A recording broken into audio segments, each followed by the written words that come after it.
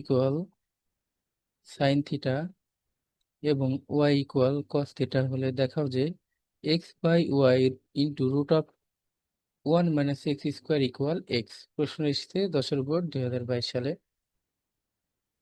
তো দেওয়া আছে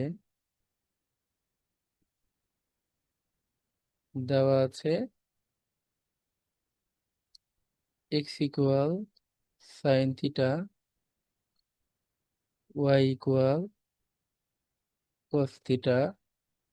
এখন এখানে দেওয়া আছে যে X by Y into root of 1 - x² এর মান হবে এক্স। তাহলে আমরা লিখতে পারি লেফট হ্যান্ড সাইড, আমরা বাম পক্ষ নিয়ে কাজ করব। লেফট হ্যান্ড সাইড সমান দেওয়া হচ্ছে X by Y into root of 1 - x²। এখানে জাস্ট আমরা মানগুলো বসাবো। এক্স এর মান কি? এক্স এর মান পেয়েছি সাইন থিটা, আমরা লিখবো সাইন থিটা। ওয়াই এর মান দেওয়া আছে cos theta, root 1 - x²। X এর মান কি?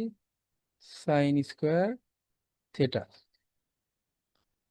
তাহলে এখানে লিখবো যে হচ্ছে sine theta by cos theta into, এটা একটা সূত্র দেওয়া আছে, সেটি হচ্ছে যে sine square theta plus cos square theta equal 1। এখান থেকে আমরা যদি কসকে রেখে দিই কস স্কোয়ার থিটা, তাহলে 1 - সাইন স্কোয়ার থিটা, অর্থাৎ সাইন এদিকে আসলে মাইনাস হয়ে যায়। এখানে দেওয়া আছে সাইন স্কোয়ার থিটা, তাহলে আমি লিখতে পারি এটা সমান কস square theta.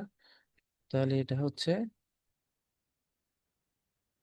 Root of cos square theta. আর এখানে তাহলে যা আছে তাই রেখে দিব, sine theta by cos theta into, এখানে এই স্কোয়ার আর রুট কেটে দেয়, তাহলে থাকে শুধু কস থিটা।